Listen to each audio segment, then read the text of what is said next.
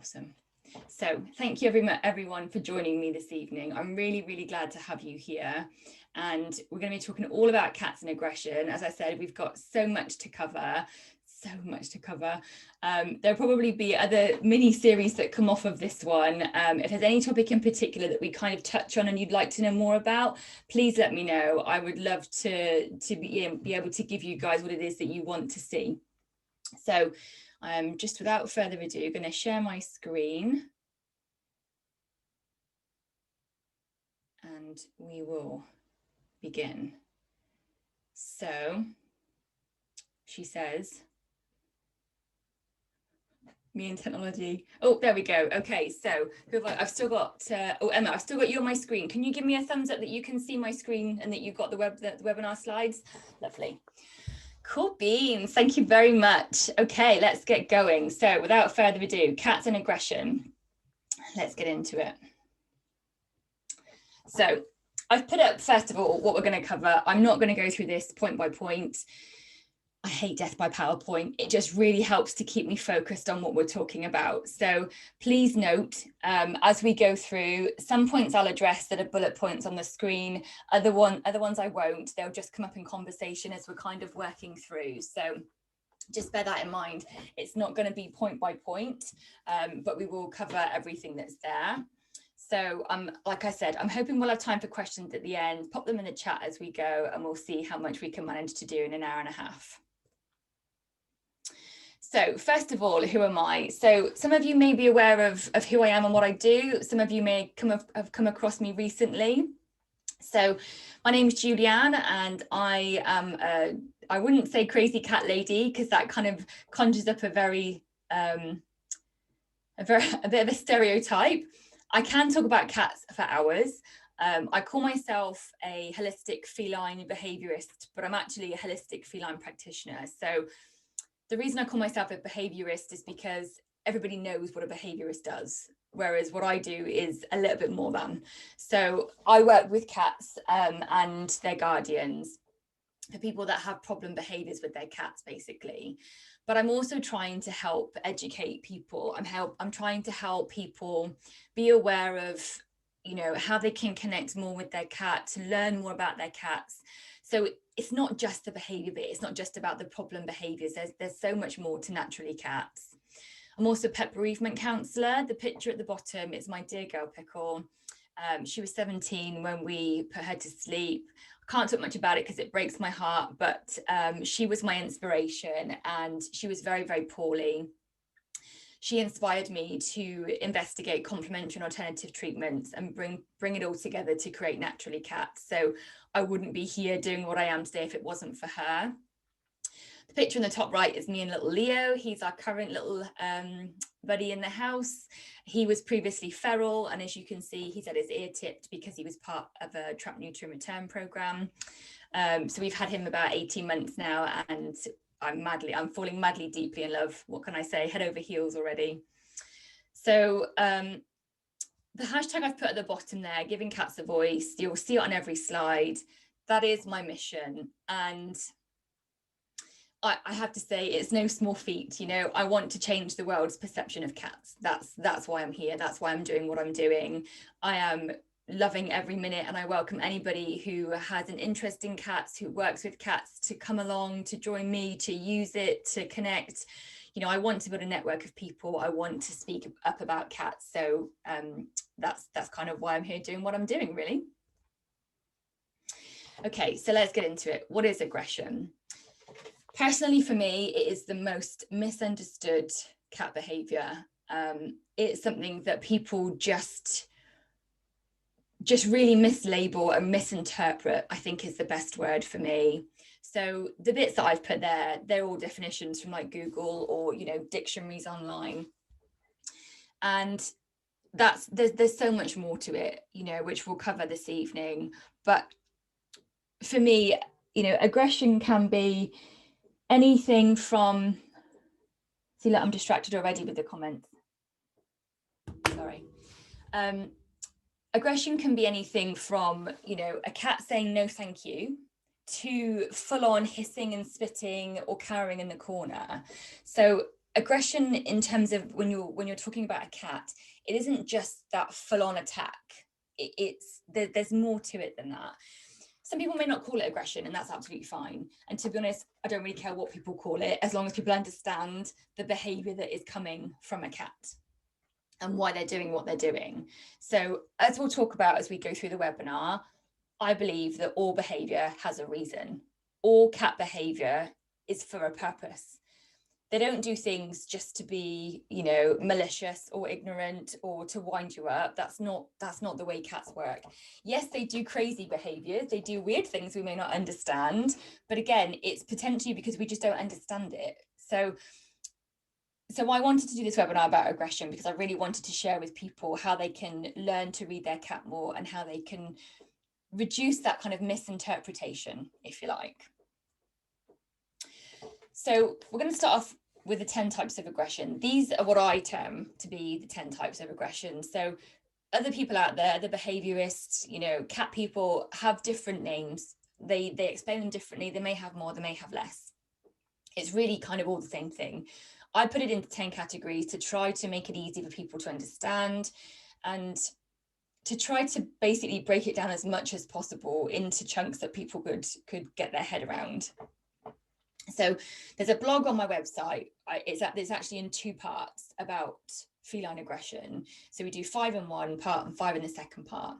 So I'm going to run through them quickly now to give you an overview of them. But what I would say is there are some that we're not going to cover in this webinar. So if you want more information, go and visit my blog, or I would absolutely encourage you to do more online, do more research yourself and, see what else you can find. So, push the wrong button. See, there's me in the technology. So what I would say is maternal is basically when you've got a mum cat and she's defending her kittens. So she's very territorial. She's very, very protective. Do not go near unless you absolutely have to. I would advocate you with someone who's trained, who's protected.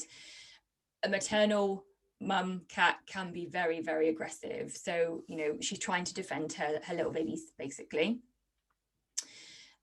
Idiopathic is when you don't know what it is. So everything else has been ruled out. And that's the one type you really don't want to be dealing with, because idiopathic is usually when you've ruled out everything else and you just don't know what's causing it, which is a real shame, because then you don't know how to help. Intact is when you've got a male who hasn't been neutered. So basically the hormones are absolutely rampaging and they are lashing out in various ways because they've got a drive to mate, to reproduce. What else have we got? Returning is when you've got one cat that goes, you've got, say for example, you've got 2 cats in the home. You've got one cat that goes to the vets.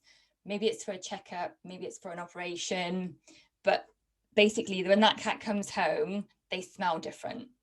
And the cat that's in the home doesn't like it, doesn't understand it, and basically reacts very, very badly to it.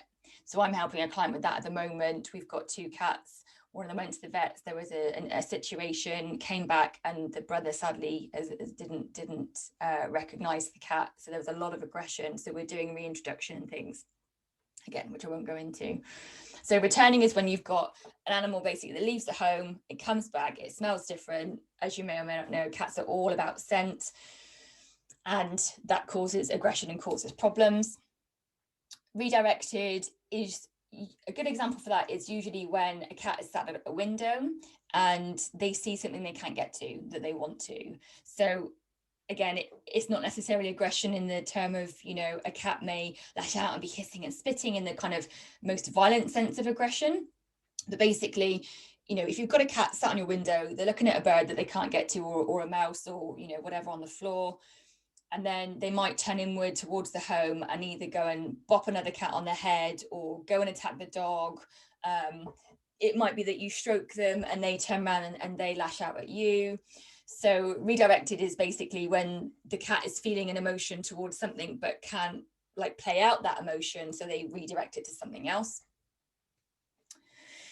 What else have we got? So pain. So much aggression from cats is due to pain that we're just not aware of as guardians. We're going to cover a bit about, you know, when to get your vets involved in a minute. But basically, pain aggression is when the cat's uncomfortable. You know, it's in a lot of pain, and you touch it, and you know, the cat's uncomfortable and it doesn't want you to put your hand there. So pain aggression is something that is reactive. You know, the cat lashes out because you've touched a sore spot.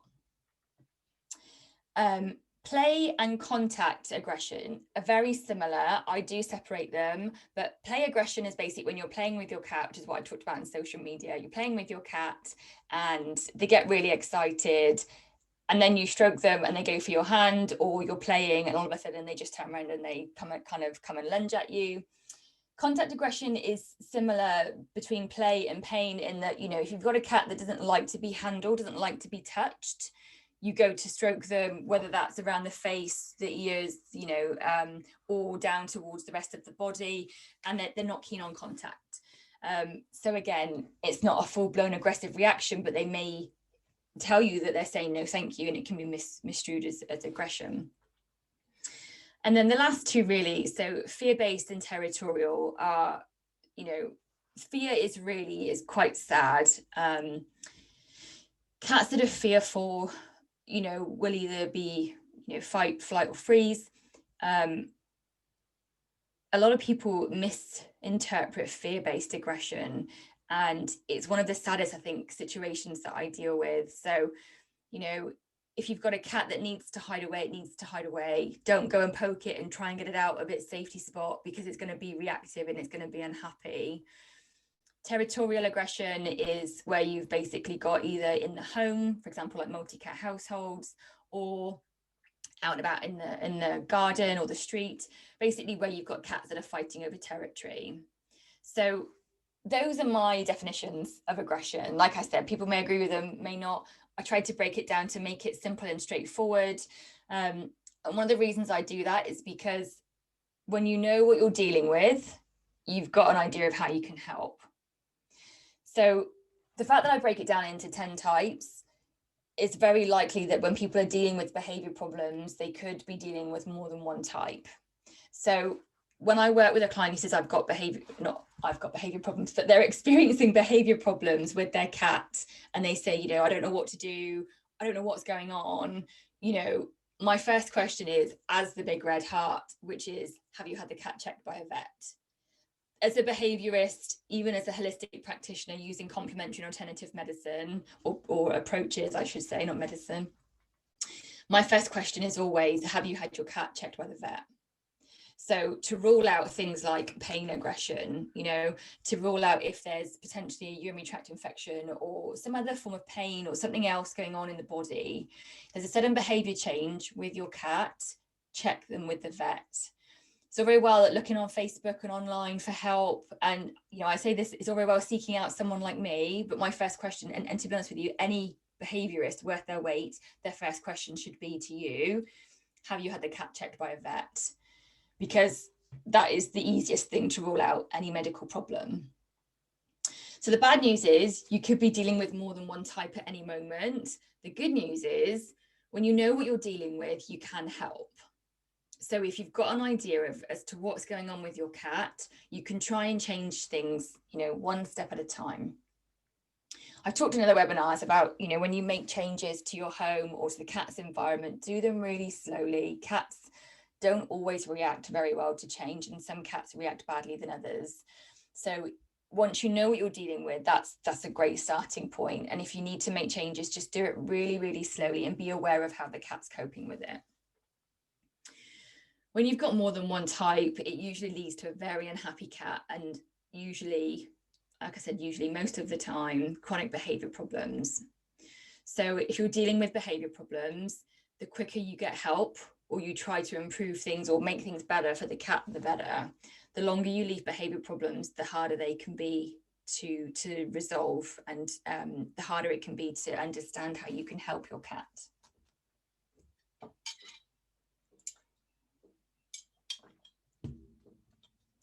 Okay, so how do you work out which one you're dealing with? How do you work out, if you use my list of 10 or any other, how do you work out what on earth is going on? So what I would say is start really, really simple. If you've got cats that are fighting, or, you know, you've got problem behaviors in the home, just take a minute and catch your breath. And I know as a cat mum myself, when you're dealing with problems, it can be really stressful because you're just like, oh my God, I really want to help. But sometimes you just need to pause and take a minute and try to think logically about what might be going on from the cat's perspective. So my first advice is always to get a notebook or a pad, whatever, and start to look for the pattern, start to look for the trigger. Try to understand what basically sets them off. So is it when cat A comes to you for a cuddle that cat B comes over and starts to bop cat A on the head? Is it when you know, one cat goes to the litter tray and the other cat kind of interjects and won't let them get there? Is it when the neighborhood cat passes through outside that your cat then comes in and starts to attack your ankles? You know, rather than just being frustrated and rather than just thinking, oh God, you know, this is really irritating, or why is it doing it? And, you know, kind of get grumbling at the cat, just take a minute. Just have a think about what is happening for that cat. Where is that come from? Where is that behavior come from? What is in the trigger that has meant that that cat has reacted that way?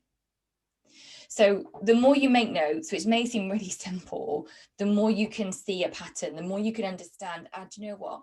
It's every time that Bob comes back from work, you know, Sammy gets really aggressive. You know, it can sometimes be something that simple. It can be something really bizarre to us as humans that's actually really quite upsetting or quite worrying, or, you know, quite activating, if you like, for the cat. So start to make some notes. You know, set yourself a time limit. I'd say no less than 2 weeks. You know, make a note. I'm like super organized, so I'd probably have like each day, you know, boxed out and colors and all sorts. That's just the crazy way I am.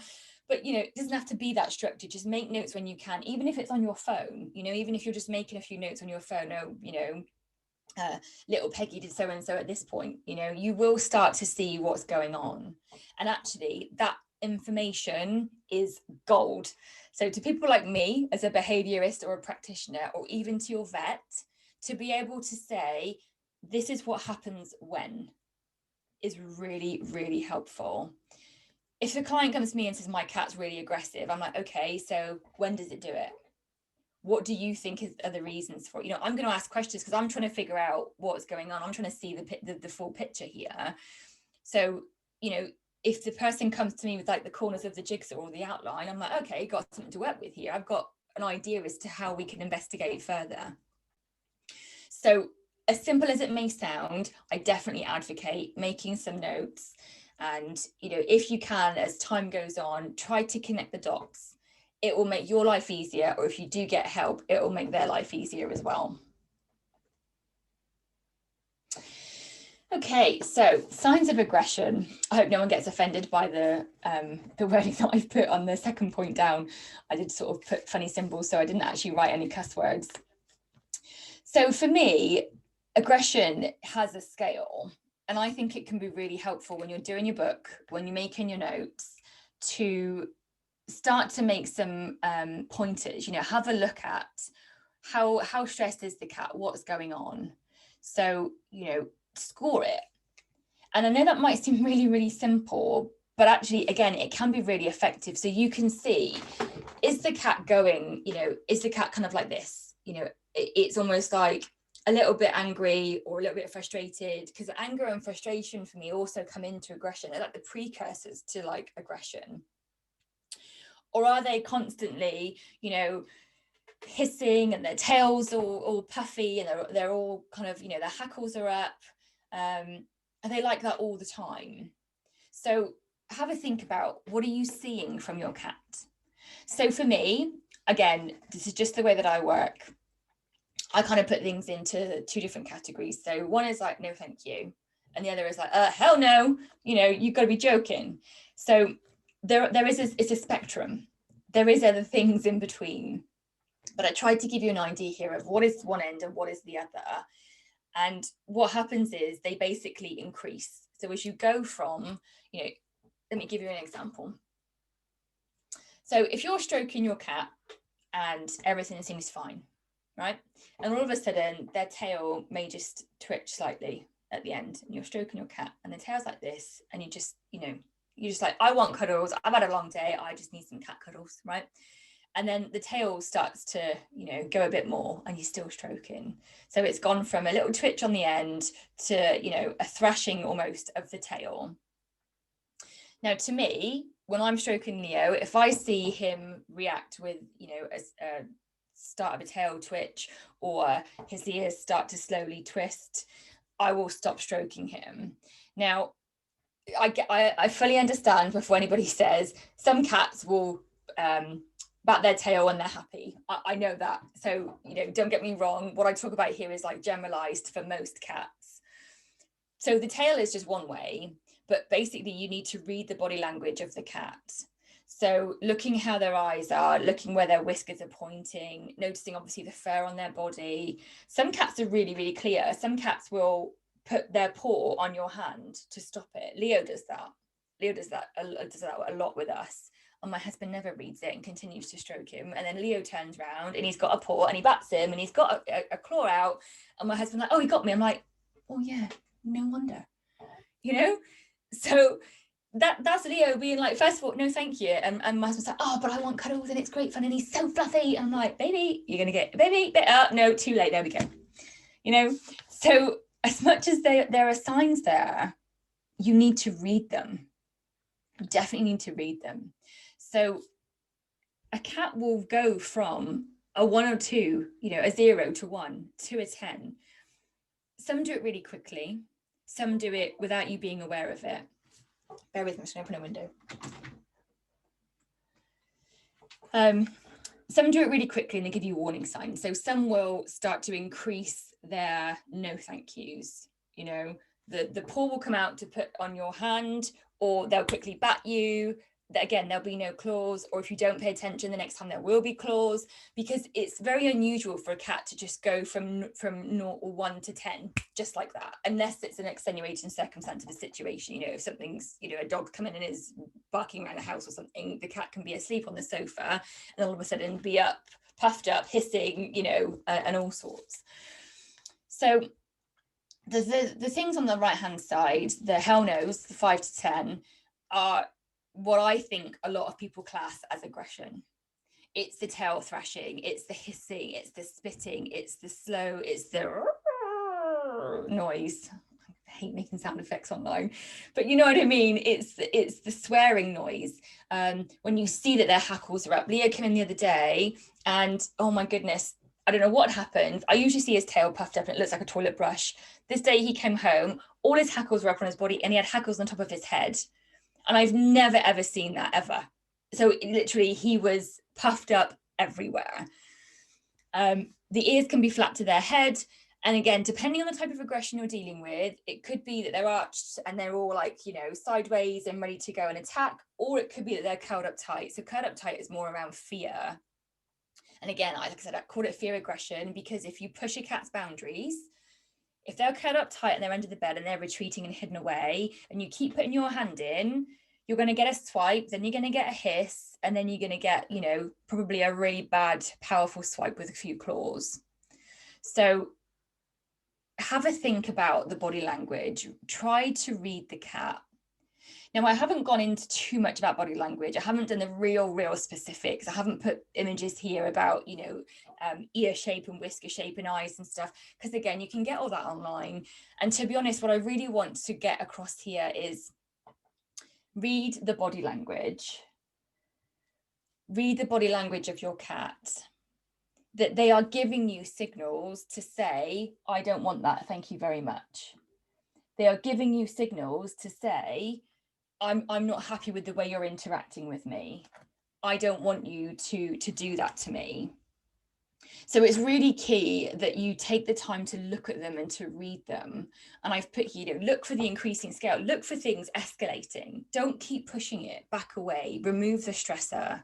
If you've got a granddaughter or a grandson that comes over and they love cats, they love animals, and they want to go and play with Sooty in the corner, Sooty might not like it. they're not here for our pleasure. They are sentient beings and they are here to be respected. And we need to honor their boundaries. We need to honor their space.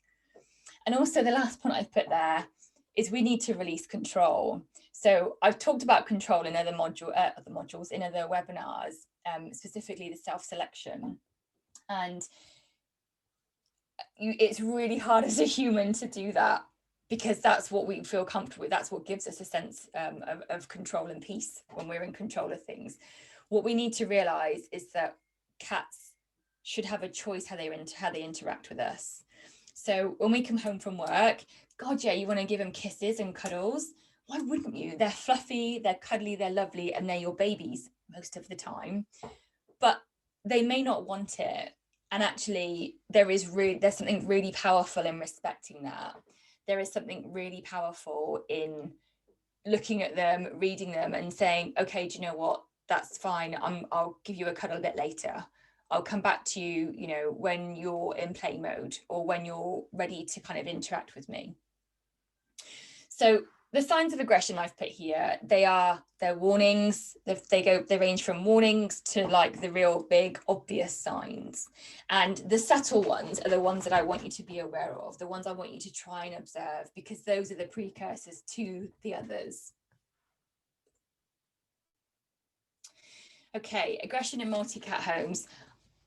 As you can see from the way this slide is put together, I had so much I wanted to cover here, and I think I'm going to end up doing a webinar next month on multi-cat homes, because there is so much. So I've tried to tie it in with aggression. Aggression in multi-cat homes, again, one of the most common problems that I deal with. And this is where the information we talked about earlier about making notes and keeping a journal or you know, a note on your phone can be really helpful. So generally in multi-cat homes, you know, aggression again is when you see one cat running after the other, or one cat, you know, attacking the other, going for them. You know, that's what the kind of the general term of aggression would be. But actually it can be much more subtle. So again, we've talked about jealousy, we've talked about bullying.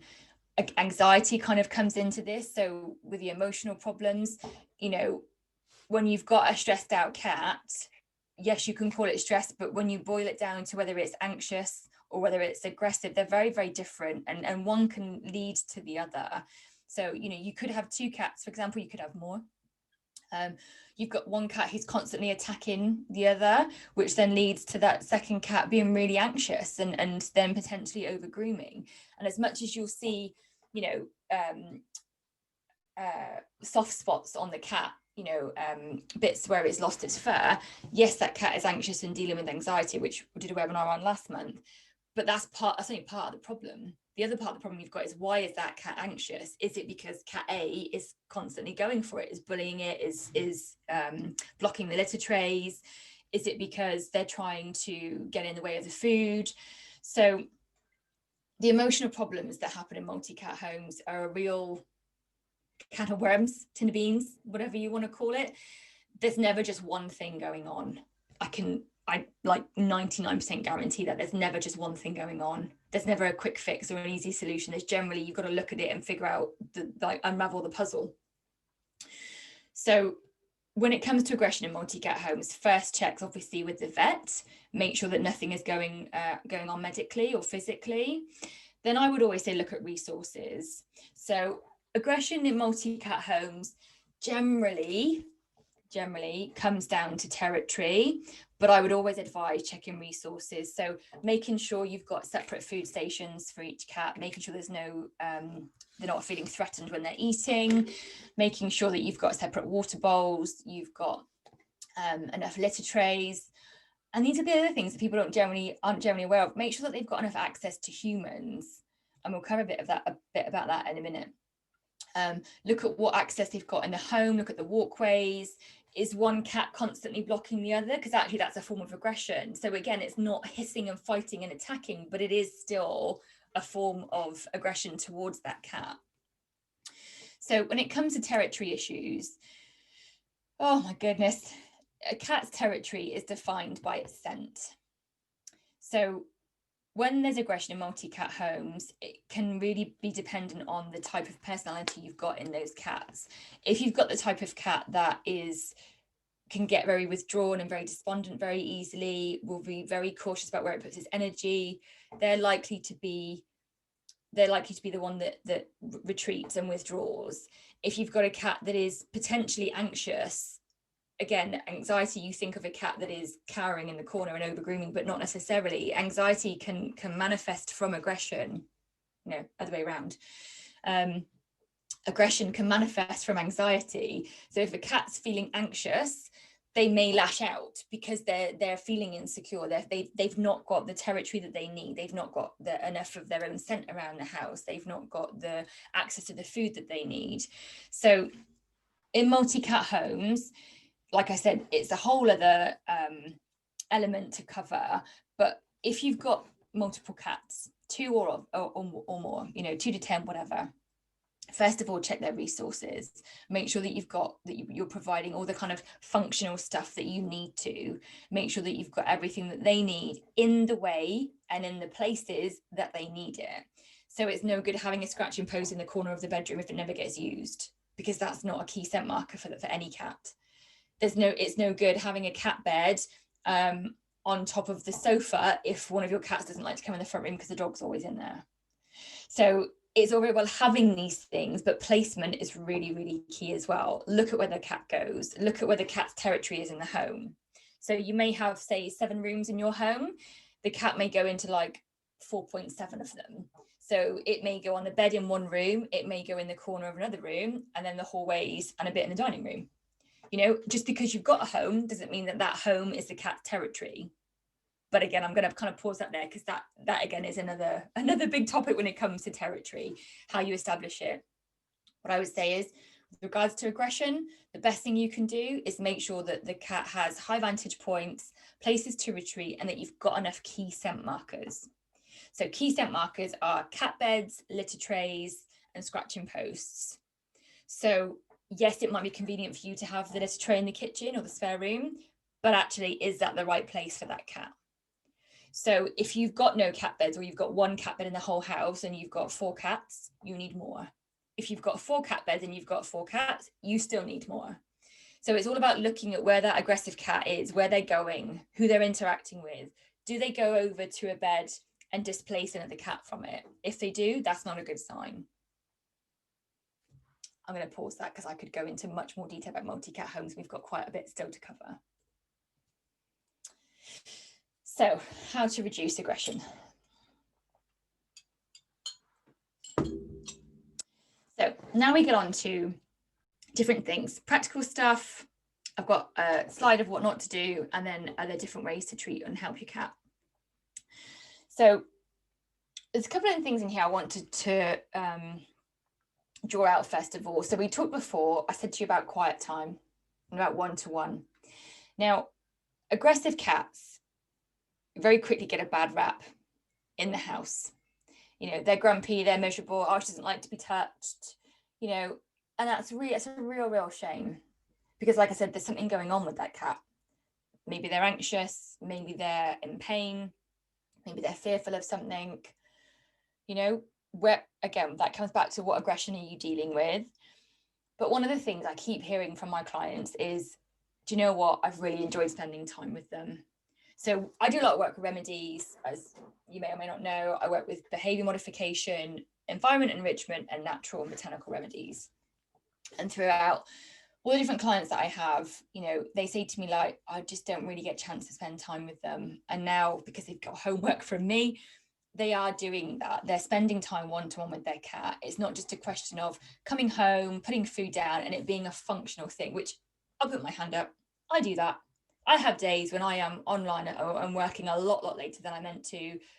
I go downstairs, feed Leo, it's functional. He's on the arm of the sofa and he boops me. And it's actually like a cute way. He has no claws, he just boops me on the nose and then he headbutts me. And some days I'm like, oh, buddy, I just want to zone out and watch the TV. So there are times when we all feel overwhelmed with day-to-day stuff. And I'm not suggesting every single day, but try as best as you can to give them one-to-one time. I promise you, and I defy anybody to prove it differently and prove me wrong, I guarantee you it will strengthen the bond with your cat. When you see them and you are focused on them, they feel it. And the relationship you have with them improves and it changes. Now, whether we're talking about play, grooming, interaction, I don't really care. Whatever it might be, whatever your cat likes. If your cat doesn't like to be groomed, oh God, don't do it. If your cat likes to play with a string toy, get it out when you've just got 5 minutes. If you're waiting for the rice to cook or you're waiting for Sally to come over, you know, give the cat a few minutes of your time, and don't do it whilst you've got your phone in your hand and you're waving in a string on the side. You know, put your phone down, put the devices down, and I do this too, and just focus on the cat. Watch how they play, watch their body language. It'll help you understand their body language and what their signs and signals move. And if you're dealing with a cat that's got play aggression, you'll get to learn, you'll start to learn their triggers. You'll start to learn their body language cues. You'll start to see when actually they've been playing for probably like, oh, good 20 minutes. Yeah, they are like full on at their excitement threshold. So with play aggression, when you're playing and interacting with a cat, and like I said, you're playing and it's all great fun, all of a sudden they turn on you. First of all, I would say is don't ever go to stroke your cat when you're playing, because they're in play mode, and you're a fool if you do. But also, like, if you think about it, when we go to stroke a cat, their awareness has to be on us. We might do it absent-mindedly. We might do it because we love it and it's great for us. But actually, a cat is very cautious whenever you're stroking them. They may be lying on their tummy. Leo does not let me do this. And stroking their tummy. Or they may be sitting on the arm of the sofa and you're stroking them. But they're still watching what you're doing because of their innate genes, their makeup. They're always on alert. They're always aware as to what's going on. So if you're playing with your cat, it's not time for cuddles, it's not time for stroking. But if you're playing, all of a sudden they switch, it's because they've reached something called their excitement threshold. And basically it means that they're at that point where the adrenaline is pumping. They're like, yeah, this is great fun. And all of a sudden it's like a can of Coke, the top comes off and it goes, and they're like, ah! And they just switch just like that. And some cats have warning signals. So some cats, like we talked about with the tail, the body language, the ears will get flatter, their eyes will get bigger, you know, and you can feel it's coming. Other cats, you don't get warning signals. And for that, I'm sorry. That's just the way some cats are. But look at the time, look at how long you've been playing with them for. Again, make a note. If you played with them for 25 minutes today and then they went for you, well, that's a bit unfair. You know, the next day you play for 20 minutes and see if they do it. And they may not, because they've not reached that point where their excitement threshold splits. So one-to-one and time with the cat is something that I would always advocate. Obviously, if you've got 2 cats or more and they're running around the house and one's hissing and spitting, the other one's growling and it's all puffed up, that's not an opportunity to you know, sit and have one-to-one time. What I would say is the way my approach and the way that I would advocate people deal with aggression is safely intervening and or distraction. Now, I get that for some people, you know, you may have situations where, like I said, you've got like the terror of terrors going on in your home. You're like, well, God, I can't get between them because it would be dangerous and I might get myself hurt. And I'm absolutely not advocating that you do that at all. But think about what you can do to intervene. Can you use a tray? You know, a tray you put your dinner on. Can you have one handy under the sofa, for example, that when things get really bad, you can hold it out at a distance and you can put it in between the two of them so that you break that spell? Because one of the things that happens with aggression, cats are predator and prey animals. So when they're in that zone and they've got to protect themselves, which is what happens when you get to that aggressive point where cats are like, and they're properly at it together, they will not back down because they are defending whatever it is that they feel that they need to, whether it's their right to be safe, whether it's their territory, or whether it's the fact that they're in this situation now where, you know, they've got to sort of like take it out to the end. So again, some cats will start to fight and then back away, which is great. It all depends on the temperaments of the cats. But think about how you can intervene safely if you feel that you need to. I would never let things get to such a bad point. But again, you might not be home. You might not be aware of things going on. You could be on a call or something else. So I would always advocate intervene if you can do it safely without harming yourself or the cats. So that's when things are at like a 10, maybe a 12, when we talk about the scale. If you're at a point where things are kind of like maybe a 6 or a 7, and you can see that one is building up to it and getting, you know, the ears are flatter and it's got that look in its eye and it's focused on the other cat, look at using distraction techniques. So can you do anything to switch their focus? So you've got 2 ways to approach it. One, you try and move cat B, which is the one that it's going for, so that cat A can't get to it. But like I said, that may lead to redirected aggression. So ideally what you want to do is try and focus on cat A. So can you do anything to use a toy, use a wand toy to redirect that kind of need to release energy, to get rid of that fight kind of mechanism, that energy that's building inside of them? There's a toy called what's it called? Kong Kickaroo. I don't represent the brand. It's just another behaviorist mentioned it to me, and I've since used it with a client, and it works like a dream. Brilliant toy, and it really helps with the cat's kind of like prey instinct and kill instinct. So, you know, can you get a wand toy? Can you get a ball toy, a kickaroo, whatever it may be? What kind of toy can you get to distract the cat? Can you use a treat? I don't always advocate food because a lot of our cats are obese these days. You know, it's like a global thing. But, you know, if it's going to help, get a bit of tasty treat and put it to one side and distract the cat, you know, then get it involved with play. So obviously the aggression I'm talking about here is, you know, aggression sort of one-to-one. This doesn't necessarily cover, like I said, maternal aggression, intact aggression. Those are really sort of specific cases. So in terms of like intact aggression, you know, you've got a male cat, they won't be distracted, and it's very unlikely you should intervene. Male cats need to be, you know, may not agree, male cats need to be neutered as soon as they can be. It's really stressful for them when they can't get out and mate and actually do the things that biologically their body is overwhelming them to do. So you know, that's very different. As we've talked about with territory and scent, increased territory, increased scent, you'd be surprised how effective scent work can be. And when I suggest this to clients, I'm sure they always like roll their eyes and think, oh, for goodness sake, you know, what the hell? You want me to rub my cat with a pillowcase and put it in the other room with the other one? What? Seriously, one of the best things that you can do. So scent work is so important with cats. That's how they communicate. So first of their senses to be developed from when they're kittens. They use it to find their mum, to find their milk. They use it for everything.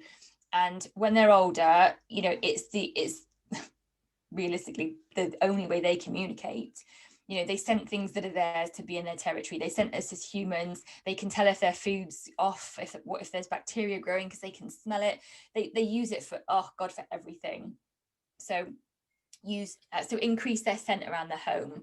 You know, if you've brought a new cat in, you know, start to do some scent work and introduce it to your other cats. And then put quiet time. I don't mean give the cat a timeout, and that's one of the don'ts I'm going to come on to. What I do mean is kind of in line with the one-to-one work with you, with yourself or other humans, is take the cat away and not as a punishment. The circumstances are all very specific. So it's not a question of shutting the cat in the bathroom for an hour. That's not what I mean. What I mean is, do the cats need to be separated? Is it going to bring their aggression and their anxiety down? So I always, if Christy's still on the call, she'll smile about this. Yeah. So I always talk about humans and cats having a jar. So for humans, I call it a sparkle jar. So I always say to my human clients, because I work with humans as well, what are you doing to top up your sparkle jar? What are you doing to make yourself feel better? And when it comes to cats, I talk about like an anxiety jar. So they've got a jar, and every time something a little bit stressful happens, they put a nugget into it. And when you've got 2 cats that aren't getting on for whatever reason, if you've been trying different things and every time they see each other, they just constantly get at each other, their anxiety jar is overflowing. So time away can help to reduce a couple of those little nuggets. So having them separate for a while can make a really big difference. It might be you've got to go back to basics with reintroductions. That's what happens with returning aggression, case by case, obviously. But So quiet time away from the stressors may be helpful. If you've got a dog, a puppy, a child, time away from them is really, really helpful. Now, you can obviously provide hidey holes, high levels, but actually enabling the cat to be in a space where it knows it won't be approached, it knows it won't feel threatened, it knows that it's not going to have to be on alert, can work wonders for their anxiety jar. And like I said, when a cat's anxious, it can lead to either fear, aggression, or other types as well. And we've already covered resources. And the last bit there is remedies, which we're going to come on to in a little bit. Oh, what not to do. Okay. These things I have heard and seen people comment that that's what they do. And it breaks my heart. Emma's nodding. Yeah, it breaks my heart. So there are old myths, you know, when your cat's sick, rub their face in it. Why would you do that?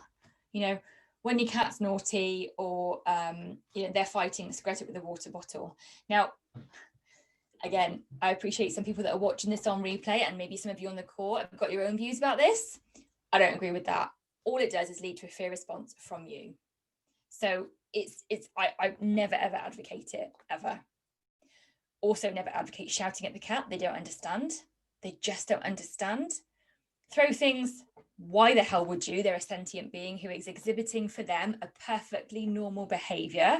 Let's remember that. Their aggression is a perfectly normal behavior. Give them a timeout. No, they don't understand. They don't. So like I said, giving them a timeout is very, very different from quiet time away. And it's all about how you set it up, right?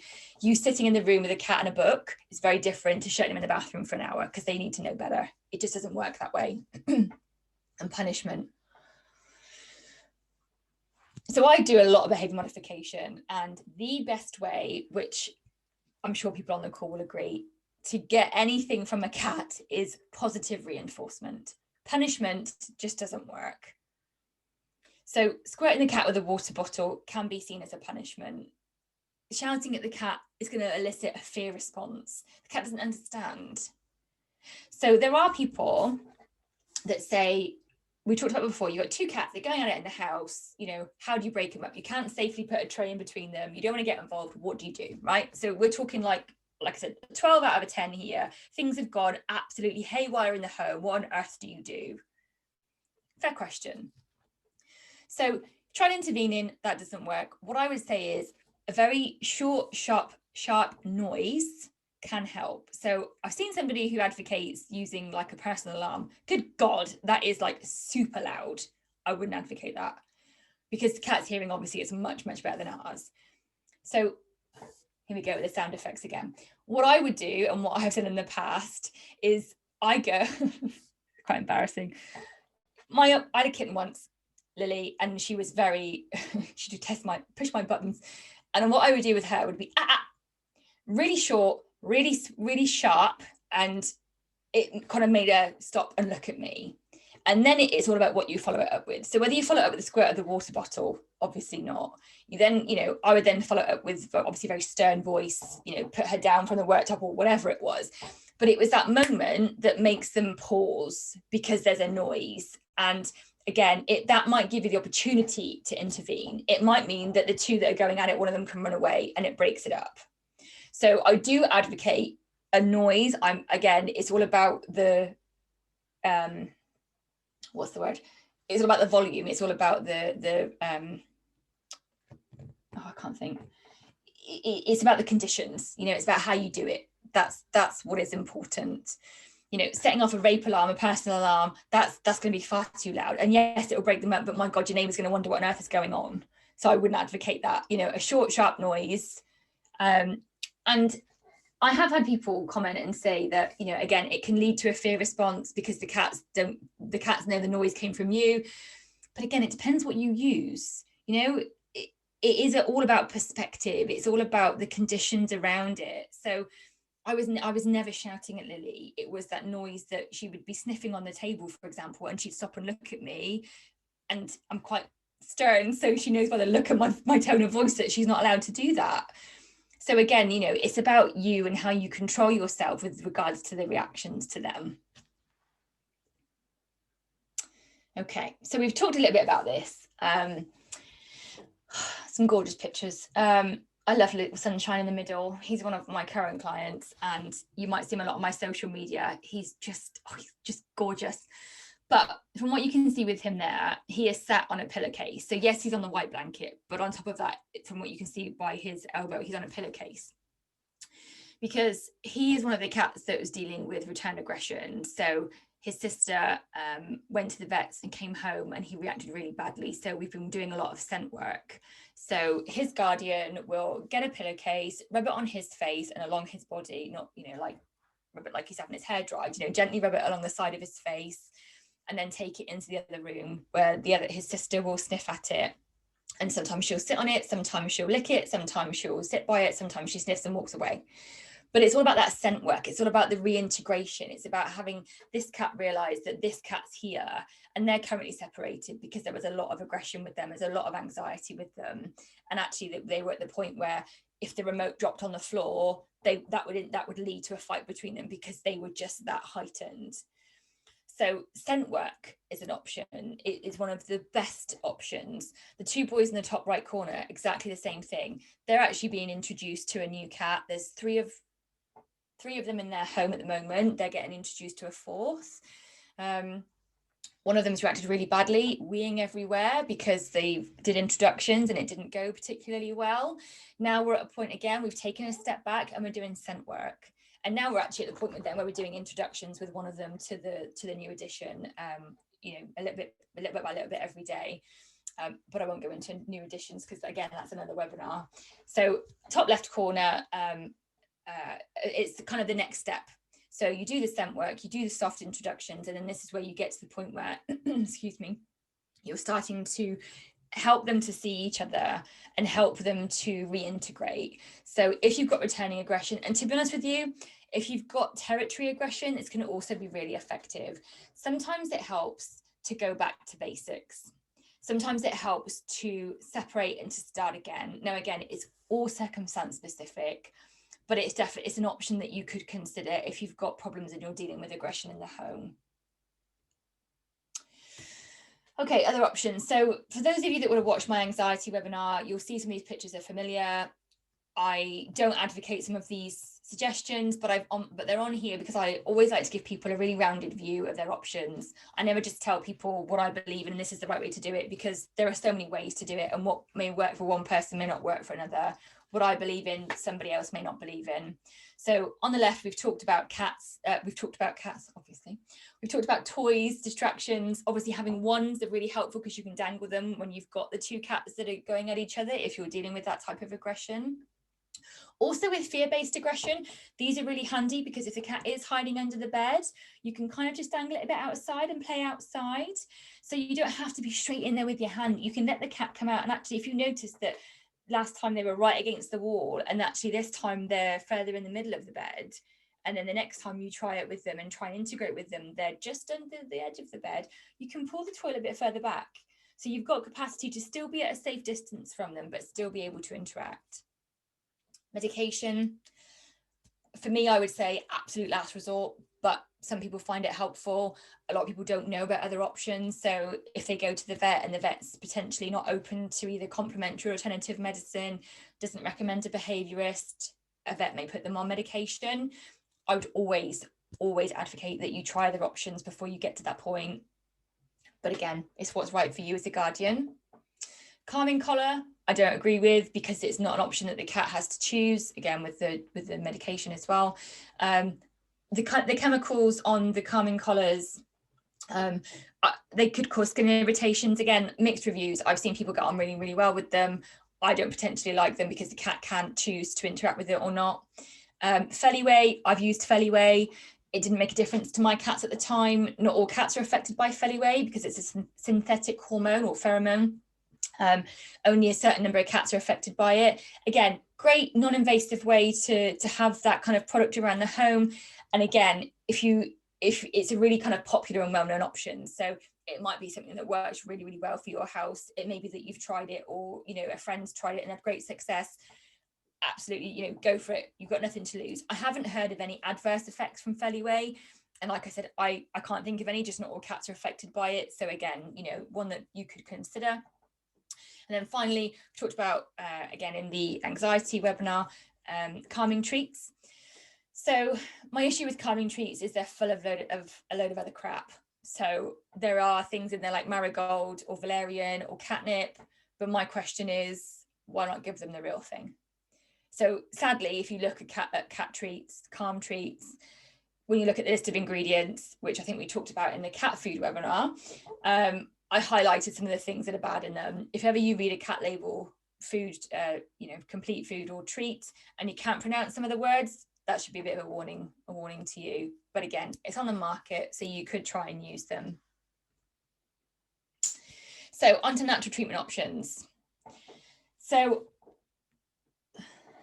I've put in the bottom a couple of points to do with like emotions. So just come back to the beginning, I categorized aggression into 10 different types. Some are really obvious, maternal, intact. Others, I think, like I've said sort of throughout the webinar, can be linked to other emotions. So there's been a post this week in the discussion group. If a cat is dealing with grief, they may become aggressive if they're not given the capacity to process their emotions. Again, with confusion. So all those that I've listed there, all of those are involved with aggression, all of them. If a cat is overwhelmed, if a cat isn't coping, if a cat, can't express itself, if a cat is expressing itself and is getting reprimanded or shouted at for it, all of these things can lead to aggression. So for me, I would say try a natural approach. And that's because, of what I do, who I am, naturally cats. I'll be honest with you, throughout my years of having cats, particularly with Pickle, we had on a lot of medication. We had Multicat, we obviously had insulin because she was diabetic. And before I knew about all these other things, we had a lot of medication for her. And again, I love my vet. I fully support my vet. For those of you that know me, I completely 100% support allopathic medicine, completely. But what I do think is there are options to support your cat in conjunction with, alongside. It's not called complementary for no reason. It complements the other help, the other forms of treatment. So there's some gorgeous cats on here, and obviously the pictures of the herbs on the right. So there's calendula at the top, then chamomile and valerian, all known to be good calming herbs. There are others, lavender, rosebuds, but I couldn't put them all up. Otherwise, I'd just spend another hour talking about herbs, and I'm conscious of time. We want to make sure we've got time for questions.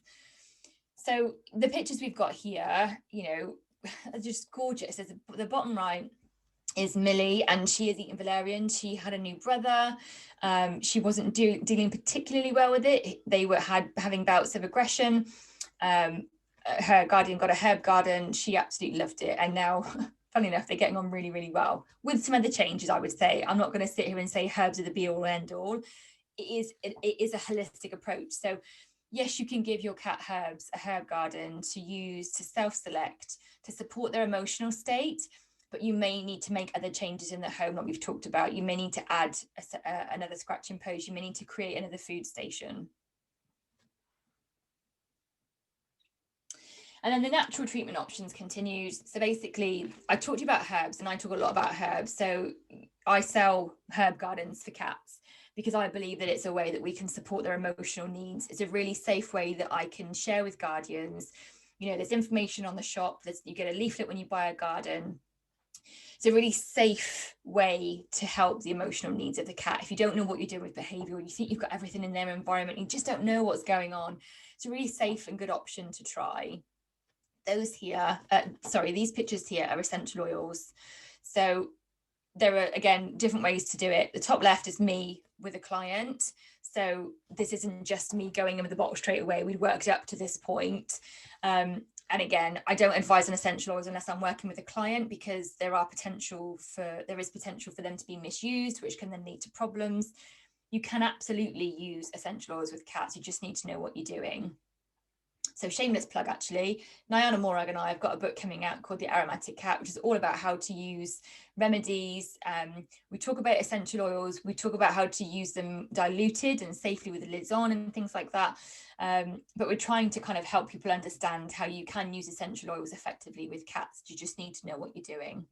And the other two pictures, again, gorgeous sunshine. Oh, I love them to bits. selecting essential oils. So he's got 1 drop of essential oil on a piece of fabric. And again, another safe way that I work with my clients, either face to face, although not at the moment, obviously, or remotely. So, you know, I will obviously talk to and educate the guardians about how to use essential oils, how they put the bits of fabric down, what to look for. And again, this has been covered in another webinar when we talked about self-selection. So again, the essential oils, just like the herbs, they can help to support the emotional needs of the cat. And this is the bit that I think everybody forgets, is the emotional needs of the cat. This is the bit that I think gets missed off, because people look at, well, I've got 1 cat, I've got 1 tray, or I've got 5 cats, I've got 6 trays, and I've got 3 scratching trees, and that's all great. But if the cat is really anxious or overwhelmed or fearful or grieving, you know, insert emotion here. If the cat is dealing with emotions and it can't, or it needs additional support, additional help, remedies, I would say, are the best way to do that. So finally, coming up, bringing things to a close, we've got a couple of moments for questions. How to support your cat. So I've put my hashtag there, give them a voice. So as I said, don't think of it from a human perspective. You know, lie on the floor, look at the world how your cat sees it. You might be covered in cat hair or dog hair, who cares? You know, look at things from their perspective. Is everything in one corner of the home? So give your cat a voice and understand what they may be dealing with. Also take into account their personality and their temperament. So one of the elements that I use with my clients is the 5 elements. So, oh God, that's another webinar. So in traditional Chinese medicine, there are 5 elements: wood, fire, earth, metal, and water. And every type has a sort of particular personality type, shall we say. Now, obviously, we've all got all elements, we all overlap, but we're all more predominantly one than the other. So I'm fire. As you can see, my cheeks are red, my energy is flowing. I'm really, really passionate about what I'm talking about. Leo is metal. So he's really rigid in his approach to things. When we've done behavior training with him with the asthma pump on his face, we've had to keep doing it repeatedly, all the same way, all the time, because he doesn't fluctuate, he doesn't maneuver much. I've got a cat client who's fire, and she is just so loving. She's always upside down in her tummy. You know, she craves human contact. Others, you know, water, for example, they don't like it, a lot of human contact, a lot of interaction. You find a lot of water cats actually aren't great with one-to-one physical contact.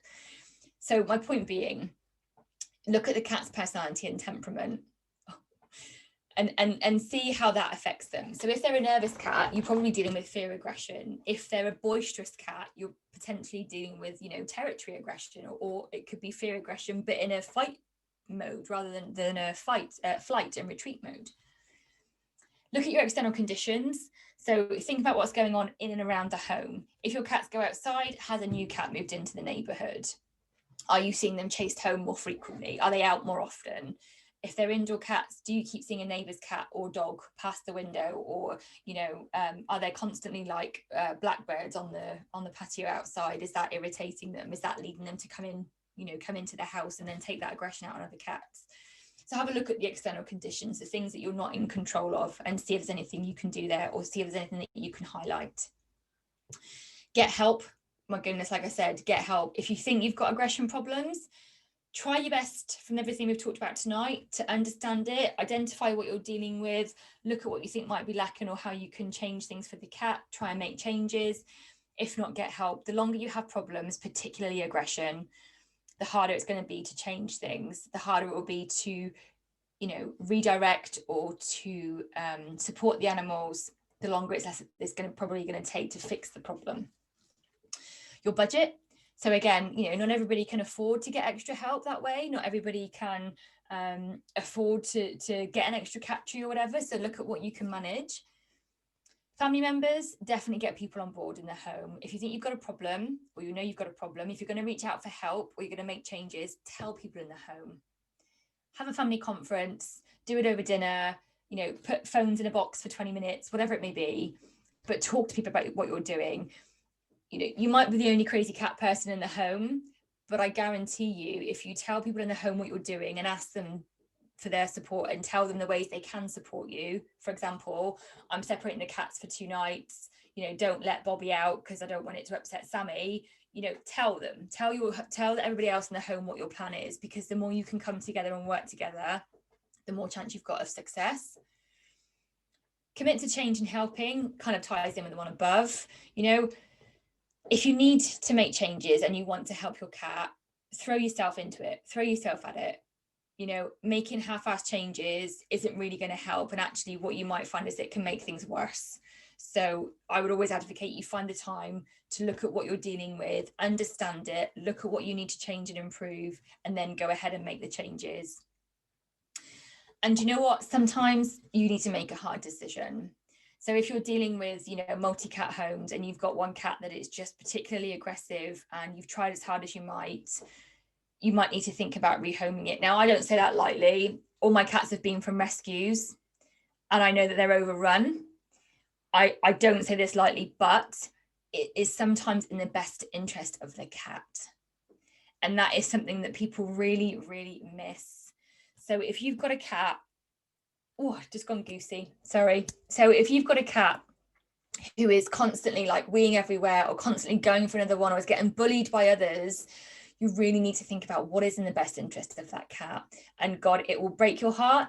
In fact, it might be easy because you might be glad that they've gone, whatever it may be, but please think about making a hard decision. What I would say is this is never made lightly by people, I don't think. And usually people come to me when they're at their end of their tether and they've tried other things. But, if you can, try other solutions, get help, try other things, try the best you can for your cat. But it may come down to that point where you've got to make a hard decision. And that's just something to bear in mind. Bit of a somber note to end on, I appreciate that. But I needed to put it in there. And, I want to be honest with you all about what your options are when you're dealing with aggression. So coming towards the end, as I've mentioned throughout, a couple of other webinars for you. So you guys will get the slides and I will see if I can work out how to put these links in an email to you all so that you've got them rather than just getting them in the slides. So there are 3 other webinars that I've done. So cats and anxiety, cats and cat food, and self-selection. We've talked about elements tonight, and there will be some pictures, like I said, that you'll probably see in some of the others. But the points are different that I talk about. So, if you get an opportunity, I'd advise you check them out and watch them. They're about an hour. I think they get longer the more I do them, but they should be about an hour. Other ways that you can either interact with me or contact me. So, as I mentioned at the beginning, Naturally Cats is my brand, it's my business. I've got a website. You can email me. I'm on Facebook and Instagram. What I would also say is there is a Naturally Cats discussion group on Facebook. So if you're not already a member, come and join us. It's a very small group. We're not 55,000 members. I was in a cat group the other day. It's very small. It's very personal. We talk a lot about different things. So I've had people post, random cat videos to help with raw food. If you're struggling with your cat and aggression, if you don't want to reach out to me directly, come and join the group. You can always post a question. We're starting to get some really great interaction from people. And I'm really glad with some of the new members that we've got come in. I'm so chuffed that people are commenting on other